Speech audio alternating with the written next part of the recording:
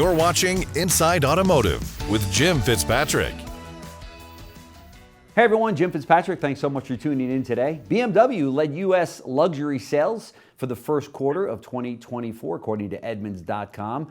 As elections quickly approach, what implications will they have on this high-end luxury market that we see today? Here to share his thoughts on what we're seeing in the marketplace and the economy today is the one and only Mr. Tom Maoli, who's the president and CEO of Celebrity Motorcar out of New Jersey. Tom, thank you so much for taking the time out of your busy schedule there to join us on the show once again. Always great to see you, Jim, and thanks for having me on. Sure. So first and foremost, how's your business going? How was your first quarter? You know, I have to tell you, January and February were in the doldrums from last year, but I have to tell you, March is off to, April is off to an amazing start.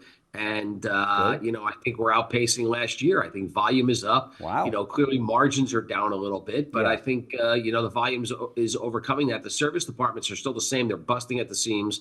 And I think, listen, we're long in the tooth in this cycle. This happened, back in 2010 when the Lehman crash happened and everybody was buying their leases out. And we're in the same cycle. Yeah. Everybody bought their leases out. These cars are getting long in the tooth. They're coming into the service departments. They have 125,000 miles, and people need to buy cars. Yeah. Despite what the interest rates are doing, despite what the cost of the vehicles have done, they need to buy cars. That's right. That's right. What do you do with those cars, Tom, that are still in great shape, but they've got 95,000 miles on them? Is there any place to go for a retailer like you other than the auction with a car like that today? No, listen, there's always a market for those. There's always, a college kid or somebody that's coming out of college that needs a starter. It's like a starter home. They need a starter car. Yeah. And there's always a market for those.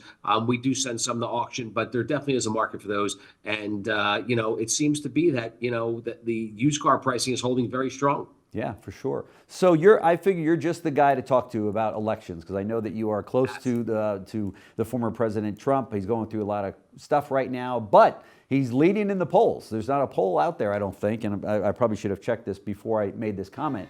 But he's leading in many, many states, many of the battleground states. It looks like he's picking up a lot of momentum over Joe Biden.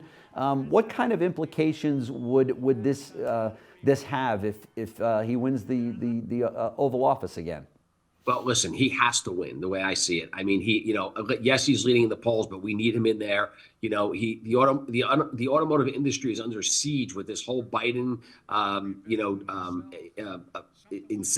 demand to go to EVs by 2033, and consumers not buying into it. The charging stations are not out there. Look at what's going on with Tesla, down 37.5% year to date, and they just laid off 10% of their workforce. Yep. Would you ever believe that Tesla would have a layoff? I mean, you see what's going on in the EV world, and Biden just keeps standing up there smiling and pushing it forward. I think if Trump gets in, his first thing he said he's going to do is get rid of this mandate. It's ridiculous. Right. He's going to drill, baby, drill. We're going to be back to business as usual. EVs will be a part of the market, but they'll evolve. And listen, I think he's going to come back with tariffs strong. I think he's going to do exactly what he did before, and he's going to come back with tariffs strong. We're going to block China from bringing in these cheap electric cars into our country and flooding the market. And I think, listen, if he gets in office, he's the only president in my lifetime that I've ever seen have fights with the Federal Reserve to lower interest rates. And they should be having fights. They need to move. Interest rates move the market, and they move the economy, and they move businesses. Sure. As you know, the Fed, recently came out and said, "Hey, we're still not there yet. It looks like if we lower the interest rate, it's only going to boost that inflation back up again, which we don't want to happen." Would you be a proponent of them dropping rates right now? I have to tell you, Jim. It's interesting because I was on Fox News over a year ago, and I called for this when they started raising interest rates, and we came out of this inflation. We were in this inflationary environment, and I said, I called it. What they're going to do is they're going to continue to just push inflation higher, because what happens is you increase interest rates, you slow down the demand, and historically, what happens is that when you slow down demand, the pricing comes back down to level because people are chasing to get their volume back. We're past that. COVID changed the world. And when COVID hit and the supply chain got crunched, there is no longer chasing volume. And I'm not saying it will never come back, but that's not the market we're in today. What we're looking at is we're still in a supply chain crunch. Yes, it's opened up, but it's still in a supply chain crunch. And every time they raise interest rates and they lower volumes, whether it be construction, whether it be housing, it doesn't really matter.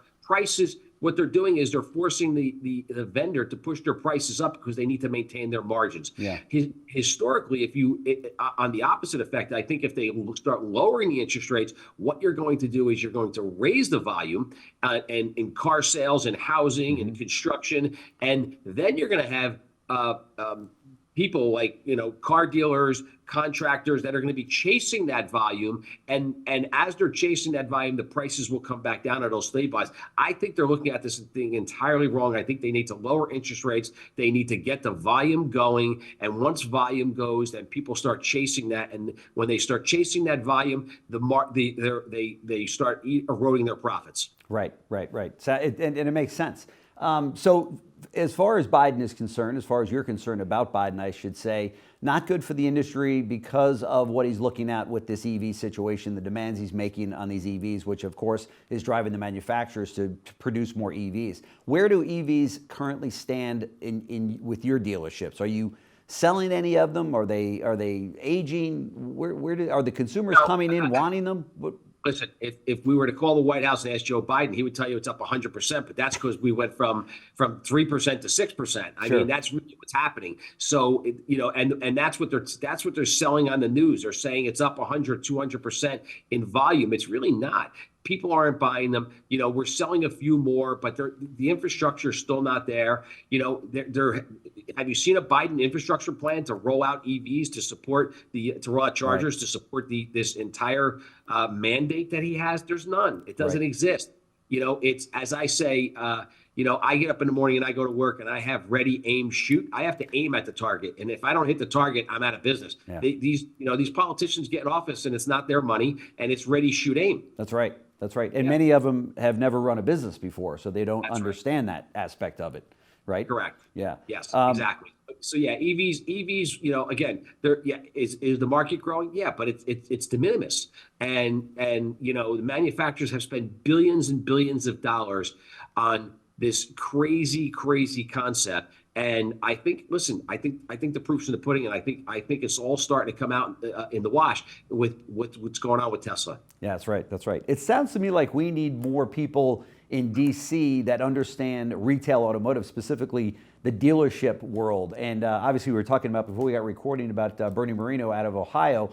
Yes. Won the nomination for the Republican Party there. Looks like he's leading in the polls there. So, but it's safe to say we really do need more Bernies right out there in the auto industry, representing us, I should say, from the industry in DC.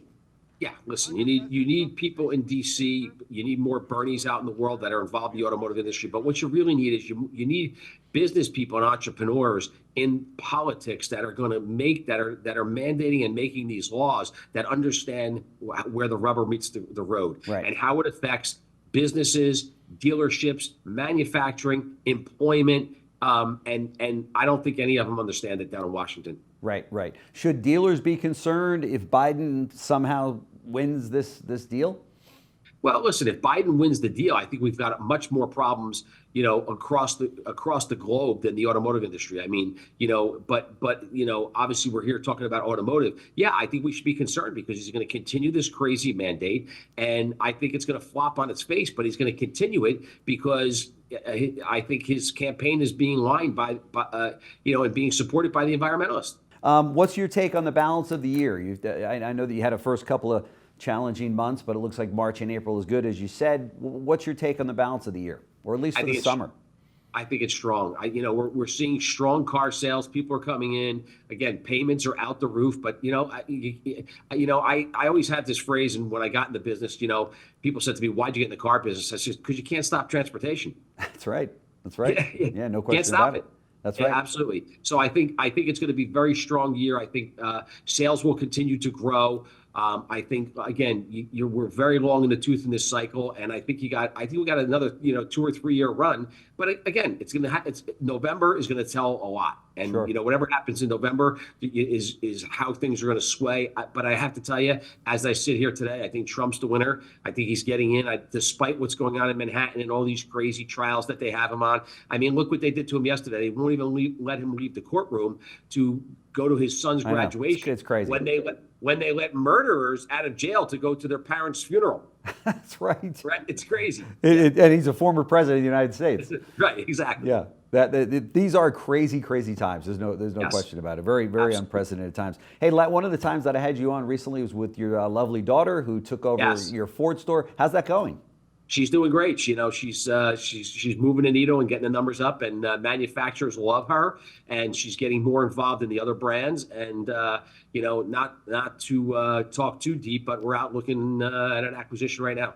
Wow, that's fantastic. Okay, Yes. great. Growing the company. Of course, Absolutely. on the acquisition side, all of the specialists and brokers that I talk to are saying, the prices that dealers are paying is not, they're not getting for those dealerships what they were getting 2 years ago or 2.5 years ago, for obvious reasons. The normalization of the industry is coming back around. But for people that are looking to grow their group, it's a great time to do it, right? Yeah, it's a great time. And listen, if you look at one of the reasons why, they're not getting the prices that they expected, and prices have come down a little bit, is because of leverage. Sure. When you're paying 7.5% on an interest rate, you have to pay less because you have to carry that interest rate. When you look back 4 years ago, interest rates were 3%. As interest rates come back down, those prices will come back up. It's still a strong industry, and like I say, you can't stop transportation. And if they're not buying cars, they're fixing them. That's right. That's right. Tom Maoli, the hardest working man in retail automotive, the president and CEO of Celebrity Motor Cars in New Jersey. Thank you so much for joining us on the show. We very much appreciate it. And thank all of you for watching. Keep in mind that now all of our CVT shows are you can access on Roku and Apple TV right in your own home. So Tom, thank you so much once again. Really appreciate it. Great to see you. Thanks for watching Inside Automotive with Jim Fitzpatrick.